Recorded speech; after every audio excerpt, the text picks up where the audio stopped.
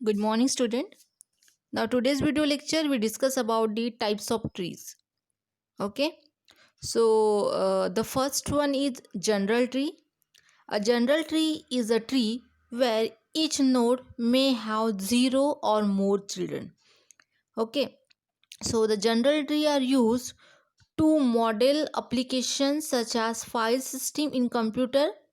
A general tree is defined as a non-empty set T of elements called node. Okay so general tree क्या होता है? It's a simple tree. Okay जिसमें क्या होता है, number of nodes होते हैं.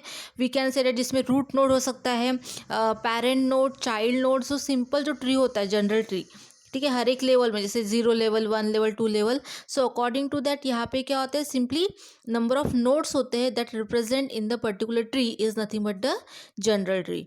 ठीक है. So that can be use for the file system in computer में हम फाइल सिस्टम के लिए जनरल ट्री की कंसेप्ट का यूज़ करते हैं. ठीक है. सो a set of zero atom in a tree are called the empty tree और null tree. अगर किसी ट्री में एटम्स नहीं है, नोड्स नहीं है, ठीक है, there is no node, it is called as a empty और null tree. There is no one any node. ठीक है, तो उसको हम बोलेंगे एम्प्टी ट्री और the null tree. Then if T1 T2 up to Tn are entries for n greater than 0 within T, R is called the root of the T and T1 T2 up to Tn are called the sub tree. जैसे मैंने बताया कि अगर कोई tree में कोई मतलब nodes नहीं है, then it is called as the empty tree. Okay, but if they have a nodes, so what we say that if they have a node, then it can be partitioned into the two parts. Okay, right subtree and left subtree. That is say that T. That is here we say that the subset of T. ठीक है, हमने T को यहाँ पे partition करते हैं. अगर कोई ट्री है जिसमें रूट नोड है, चाइल्ड नोड है, ओके, लेफ्ट सब ट्री और राइट सब ट्री का मतलब क्या होता है कि अगर लेफ्ट चाइल्ड से अगर कोई ट्री क्रिएट होता है, so it is called as a left sub tree. अगर राइट चाइल्ड से अगर कोई फिर से कोई ट्री क्रिएट होता है, जैसे राइट चाइल्ड फिर उसके फिर से चाइल्ड हो गए, ठीक है, देन अगेन उसके child, so in this way जो हायरार्चिकल क्रिएट होता है it is called as a right सब ट्री. ओके, सो दो सिचुएशंस होती है जनरल ट्री में. First one of all that is a empty null tree. अगर कोई भी नोड नहीं है, there is nothing any one node, so it is called as a empty tree or null tree. And if they have the nodes, so it can be partitioned into the two parts, that is the subtrees, left subtrees that occur from the left child and right subtree that occur from the right child. Okay, so it is called as a subtree. So जैसे आप diagram में देख सकते हो, पहला जो है root equals to नल, मतलब अगर कोई नोड नहीं है, there is no one node, nothing the root node also, तो it is called as a root equals to null. ठीक है, मतलब रूट नोड नहीं है, कोई भी नोड नहीं है, सो इट इज कॉलेंगे हम द नल ट्री और the empty tree. Okay, then figure भी आप देख सकते हो जिसमें रूट है, एक ही नोड है, so it is called as a tree with a single node. It is also called as a tree, उसको हम ट्री बोलेंगे, बट उसमें क्या एक सिंगल नोड है, is nothing but the root node. ठीक है, सो अगर एक भी नोड होता है, so it is also called as a tree, but it also mention as a single node on that particular tree. अब आप फिगर सी में देख सकते हो, there are total near about 16 nodes in the tree. Okay, so इसमें क्या होता है, particular the sub trees are created, so the roots of this sub trees are called the children of the root. ठीक है, सब trees मतलब क्या, जो भी रूट नोड होता है उसके childrens. Okay, left childrens and right childrens को हम बोलते हैं सब ट्रीज. सो आप फिगर सी में देख सकते हैं टोटल आपके पास 16 नोड्स होती है, जिसमें आपका जो है पर्टिकुलर जो रूट नोड है is nothing but the B. ठीक है, बी आपका रूट नोड है जिसके पर्टिकुलर क्या है, सब ट्रीज क्रिएट होते हैं, nothing but the childrens. Okay, so there are 16 nodes in the tree, so there are 15 non empty subtree. Okay, non empty sub tree क्यों बोला है 15, क्योंकि उसके चाइल्ड है. जैसे आप देख सकते हो डी का चाइल्ड है, ई का है, एफ का है, अगेन के का है. सो नंबर ऑफ नोड जिसके क्या है, चाइल्ड्स होते हैं. ठीक है, द नोड्स विथ नो सब ट्रीज और कॉल्ड टर्मिनल नोड और द मोर कॉमनली लीव्स. ठीक है, तो जिस नोड के चाइल्ड नहीं होते हैं उसको हम टर्मिनल नोड बोलते हैं या उसको लीव्स नोड बोलते हैं, जो हमने पहले देखा है. ओके, ऑपरेशन ऑफ ट्री में. So the node that not have any children, no have any child, so it is called as a terminal node or leaves node. So आप देख सकते हो here total 10 leaves in the tree, they terminal node. Okay, C, GMNIJOPQNL. So total जो है 10 notes है जिसके कोई भी चिल्ड्रन नहीं है, so it is called as a terminal node. इसको हम क्या बोलेंगे? टर्मिनल नोट्स बोलेंगे. ठीक है. Then the root node has 4 subtree. अब आप देख सकते हो कि जो रूट नोड बी है उसके 4 सबट्रीज क्रिएट हो गए. क्यों 4 सबट्रीज क्रिएट हो गए? क्योंकि उसके कितने चिल्ड्रंस हैं? 4 चिल्ड्रंस है. So subtrees means what? The root of this subtrees are called the children of the root. ठीक है. सबट्रीज कितने क्रिएट होते हैं? जितने चाइल्ड हो गए उस नोड के. अगर सिर्फ 2 ही चाइल्ड है, लेफ्ट और राइट चाइल्ड है, तो उसके 2 सबट्रीज क्रिएट हो गए. लेकिन अगर उसके 4 चाइल्ड है, जैसे आप देख सकते हो बी का जो चाइल्ड है वो सी है, डी है, ई है और एफ है. So here we say that the root node has 4 subtrees. हम क्या बोल सकते हैं कि ये जो रूट नोड है भी उसके 4 सबट्रीज क्रिएट हो गए. ठीक है. जितने चाइल्ड हो गए रूट नोड के उतने उसके सबट्रीज क्रिएट होते हैं.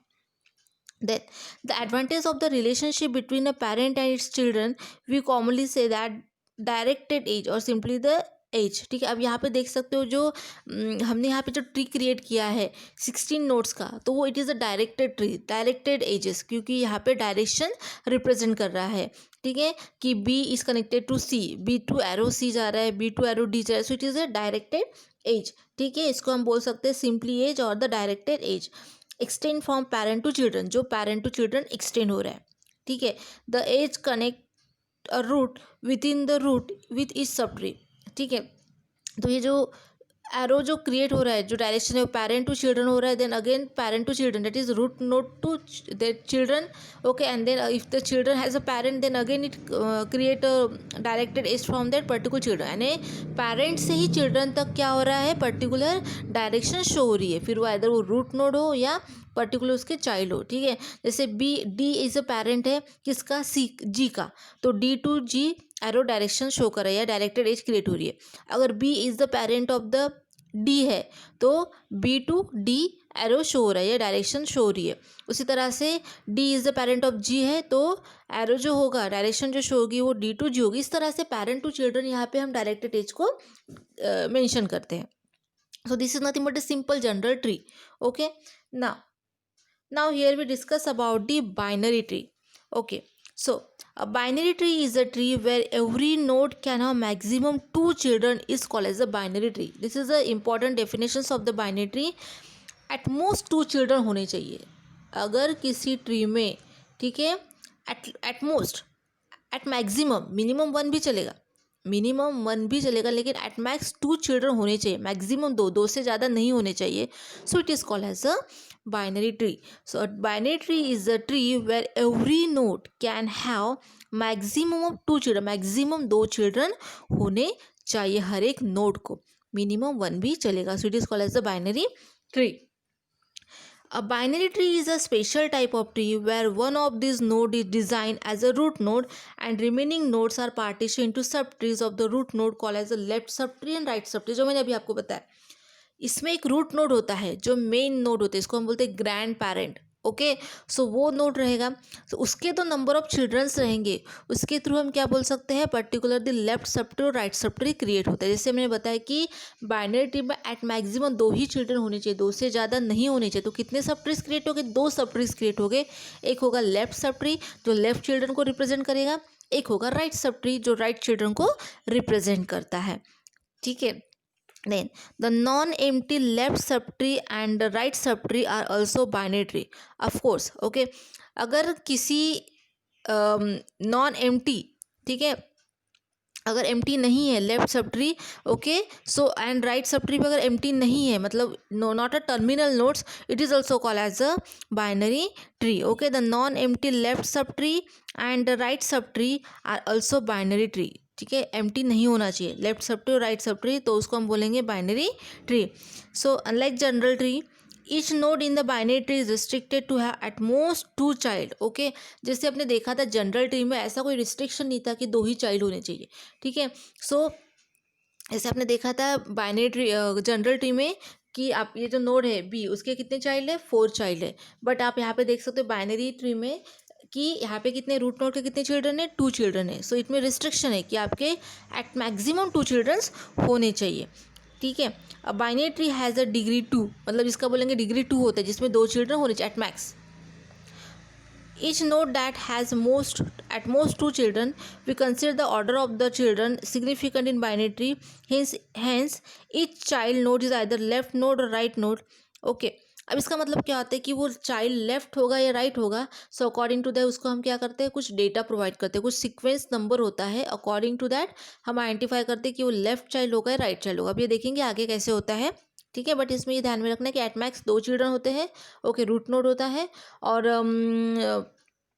जो होता है लेफ्ट चिल्ड्रन होगा तो उससे लेफ्ट सब ट्री क्रिएट होगा. राइट चिल्ड्रन होगा तो उससे राइट सब ट्री यहाँ पे क्या होगा, क्रिएट होगा.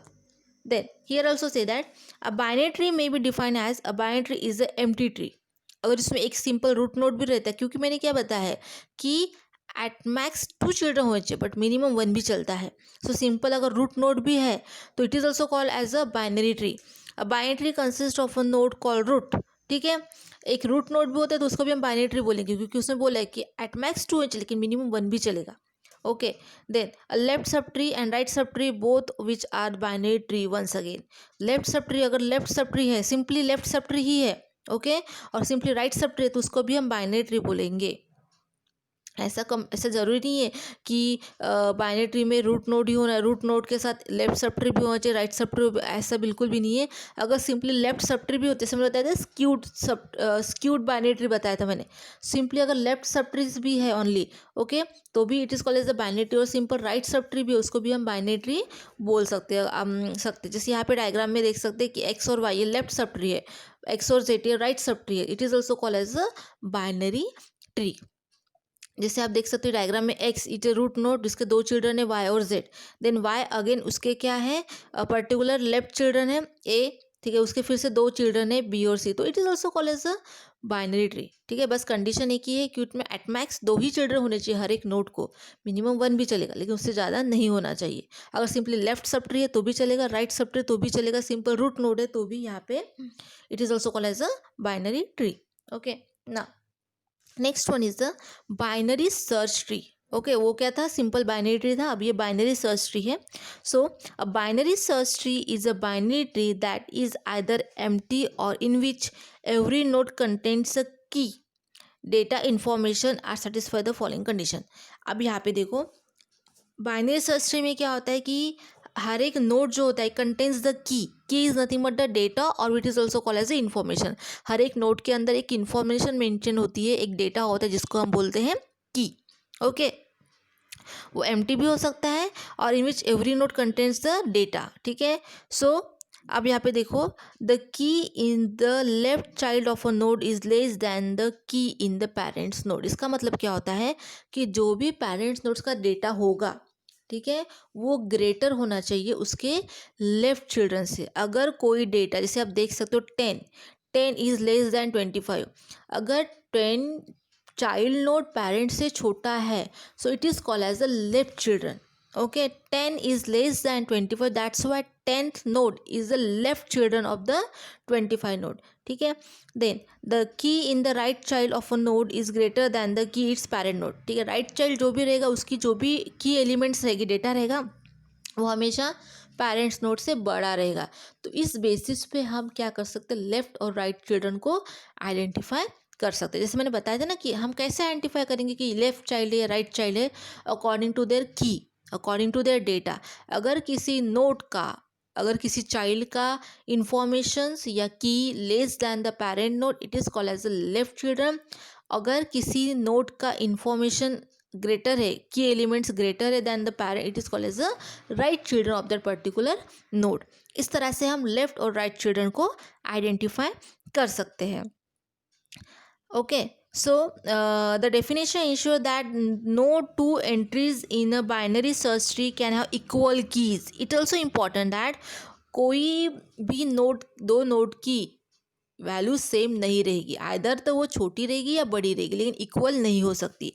ठीक है, सो अब देख सकते हैं यहाँ पे कि binary search tree where all the keys in left sub tree less than the root and all the keys in right सब tree are greater than the root. आप डायग्राम में देख सकते हो कि 25 से जितना भी छोटा है उसके चिल्ड्रन वो लेफ्ट साइड में रहेगा और 25 से बड़ा जो है 30 it is the right. Okay, उसी तरह से 10 का भी देख सकते हो। 10 अगर हम रूट पेरेंट नोड कंसिडर करते हैं, सो 5 लेस देन 10 है तो लेफ्ट में जाएगा, और 15 लेस ग्रेटर देन 10 है तो वो राइट में जाएगा। इस तरह से लेफ्ट और राइट को हम आइडेंटिफाई कर सकते हैं। ठीक है, now so in order to create a binary search tree with using following steps, हमें कुछ स्टेप्स को फॉलो करना पड़ता है। Read the data item, read the data in item variable, हमें डेटा को रीड करना पड़ेगा पहले तो। ठीक है, allocate the memory for new node and store the address pointer node. ठीक है, तो जो भी नोड हम यहाँ पे क्रिएट करने वाले उसके लिए मुझे मेमोरी अलोकेशन प्रोवाइड करना पड़ेगा, और पर्टिकुलर एक एड्रेस लोकेशन पे उसे स्टोर करना पड़ेगा, जो हमने लास्ट वीडियो लेक्चर में देखा था कि मेमोरी कैसे अलोकेट होती है। आइदर एरे के थ्रू हम मेमोरी को रिप्रेजेंट कर सकते हैं, या लिंक लिस्ट के थ्रू भी हम मेमोरी को रिप्रेजेंट कर सकते हैं। तो जो भी आप नोड क्रिएट करने वाले उसके लिए पहले आपको एक मेमोरी एक स्पेस अलोकेटेड करा के देनी पड़ेगी, एज वेल एज उस पर्टिकुलर लोकेशन पे, उस पर्टिकुलर एड्रेस पे आप उस नोड को स्टोर करोगे। ठीक है, this all the work perform in the internally. Then store the data X in the root node root. ठीक है, आपने नोट क्रिएट कर लिया, अभी मुझे डेटा को इंसर्ट करना है, तो हम क्या करेंगे, डेटा को इंसर्ट करेंगे सबसे पहले रूट नोड में। जो पहली नोड जो क्रिएट होने वाली है, always the first node is always the root node. जो भी पहली नोड रहेगी वो हमेशा रूट नोड रहेगी, तो उसमें हम डेटा को सिंपली इंसर्ट करेंगे। Okay, if data less than root dot data, अगर डेटा जो अभी नया डेटा नया नोड आप क्रिएट कर रहे हो, या उस नए नोड में जो अपने रूट नोड तो क्रिएट हो गया, अब एक नया नोड आपने क्रिएट किया, उसमें आपको डेटा इंसर्ट करना है। अगर वो data less than root node है तो it is called as a left child. Okay, so recursively create the left subtree of the root and make the left child of the root, जो मैंने अभी बताया। If data is greater than the root dot data, अगर कोई data किसी node में आपने data insert करना चाहते हैं और वो रूट नोड्स के डेटा से ग्रेटर है, so it is called as a right child और right subtree of that particular root node. Okay, तो इसका एल्गोरिदम देखते हैं अभी कैसे होता है। क्रिएट रूट, पहले तो हमें रूट नोड क्रिएट करना पड़ेगा, उसको एक मेमोरी अलोकेशन प्रोवाइड करना पड़ेगा, पर्टिकुलर एड्रेस लोकेशन पे स्टोर करना पड़ेगा, और उसमें हमें डेटा को इंसर्ट करना पड़ेगा। ठीक है, तो हमने पहले एक एल्गोरिदम के थ्रू पहले हमने एक रूट नोड क्रिएट किया जिसमें हमने डेटा इंसर्ट कर दिया है। Root is initially null, initially वो नल रहता है। पहले हम डेटा गार्बेज वैल्यू होती है उसमें। ठीक है, तो हम क्या करते हैं, पहले उसमें इंसर्ट करते हैं, पहले एक नोड क्रिएट करते हैं स्ट्रक नोड के थ्रू। ओके, उस कोड के थ्रू, और उसके बाद हम क्या करेंगे, उसमें अगर हम लिंक लिस्ट के थ्रू करते हैं तो उसमें फिर हम डेटा को इंसर्ट करते हैं। तो इनिशियली आपका जो रूट नोड होता है उसमें डेटा कुछ नहीं होता, वो नल होता है, गार्बेज वैल्यू होती है। इफ़ रूट इज़ नल, अगर रूट नल है, सो create a node with a data, तो उसको हम नोड क्रिएट करेंगे पहले, तो उसके बाद उसमें हम डेटा को इंसर्ट करेंगे। रिटर्न एल्स, अगर रूट नोड एम्प्टी नहीं है, ऑलरेडी उसमें हमने कुछ डेटा डाला है। ठीक है, पहले नोड क्रिएट करके उसमें डेटा हमने डाला है already. So if the data is greater than root, then root dot left is create a root dot left dot data, तो उसको हम क्या करेंगे, कंपैरिजन करेंगे कि वो डेटा जो है वो ग्रेटर देन है लेस देन है। एल्स रूट डॉट राइट, अगर ग्रेटर होगा तो हम क्या करेंगे, right create root dot right dot data. ठीक है, अगर ग्रेटर है तो उसको हम क्या करेंगे, पर्टिकुलर राइट चाइल्ड कंसिडर करेंगे, और उसको राइट सब ट्री में उसको हम रिप्रेजेंट करेंगे पर्टिकुलर नोड को। ठीक है, अब देखते हैं एल्गोरिथम एक्चुअली वर्क कैसे करता है। तो आप यहाँ पे देख सकते हो, देखो स्टेप 1 में क्या बोला है, create a binary search tree for sequence 20, 17, 29, 22, 45, 9 और 19। ये आपको सीक्वेंस गिवन रहेगा। ठीक है, और इसके थ्रू आपको अभी बाइनरी सर्च ट्री क्रिएट करना है according to the algorithm. Step 1, first element is 20, this is the root node that begin, so begin the tree. ठीक है, तो आप देख सकते हो 20, मैंने जो बताया था, पहला जो भी नोड क्रिएट होगा वो आपका रूट नोड होगा। ठीक है, तो ये आपका रूट नोड हो गया। देन उसके बाद आता है द सीक्वेंस 20, 17, 29, 22, 45, 9 और 19 में this is the binary search tree. Why we say that binary search tree, because the one node is created. अगर सिंपली रूट नोड भी होता है तो उसको भी हम बाइनरी ट्री बोलते हैं। क्या binary search tree, so there are 2 child nodes available. ठीक है, अगर आप बाइनरी ट्री बोलते हो, binary tree binary search tree both are equal. ठीक है, सो अगर हम बाइनरी ट्री बोलते हैं तो उसमें क्या होता है, एट मैक्सिमम 2 चिल्ड्रन होने चाहिए। ठीक है, मिनिमम 1 भी चलेगा, एट मैक्स 2 चिल्ड्रन होने चाहिए। So there are the 2 child nodes available, the left and the right, the next number is 17। अब कंपेयर करोगे, क्या करोगे, 17 is less than the 20, root node से छोटा है, ऑफकोर्स छोटा है, तो वो आ जाएगा लेफ्ट साइड में। Okay, so rule applied, left is less than the parent node, okay, and so that to be left node, okay, तो वो क्या हो जाएगा आपका लेफ्ट नोड हो जाएगा। देन स्टेप नंबर 3, उसके बाद आएगा नेक्स्ट नंबर क्या, 20 तो रूट नोड हो गया, 17 उसका लेफ्ट चाइल्ड हो गया, देन 9, देन 29। 29 जो है क्या, the next number is 29 the higher than the root node, so it goes to the right सब tree and which happens to be okay empty, so which happens to be empty at this stage, so the tree look like this, okay. अगर उसमें पहले से कोई right में children नहीं है तो डायरेक्टली रूट नोड से कनेक्ट हो जाएगा, ठीक है। सो 17 ये लेफ्ट चिल्ड्रन हो गया, 29 ये राइट चिल्ड्रन हो गया और 20 ये पेरेंट नोड हो गया, ठीक है। उसके बाद क्या होता है स्टेप नंबर 4 में, देखो द नेक्स्ट नंबर इज 22। अब कंपेयर करेंगे 22, so this is there is more than the root, root node से वो क्या है ग्रेटर है, सो रूट नोड से ग्रेटर है तो वो कहाँ पे चला जाएगा, रूट नोड से ग्रेटर है तो ऑफकोर्स वो राइट नोड राइट चिल्ड्रन में राइट सब ट्री में चला जाएगा, ठीक है। बट आप यहाँ पे देख सकते हो कि okay, so need to be right sub tree, the first node is already occupied, लेकिन रूट नोड के बाद पहले से रूट नोड के बाद जो राइट सब ट्री में और एक नोड ऑलरेडी है is nothing but the 29, okay. The first node is already occupied, देख सकते हैं आप यहाँ पे, so the rule is applied again to that the node to already, okay, so the first node is already occupied, so that the rule is applied again to that node 22 comes before the 29 and so it is needs to be on the left subtree of that nodes, okay।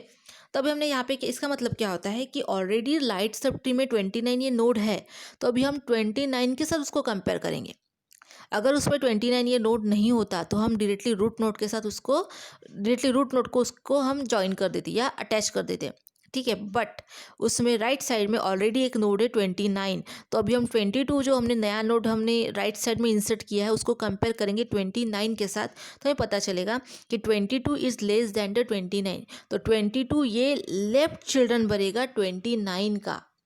पहले हमने root node के साथ compare किया, root node के साथ compare करने के बाद हमें पता चला कि ये जो 22 है ये ग्रेटर दैन है रूट नोड से, तो वो राइट पोर्शन में चला जाएगा।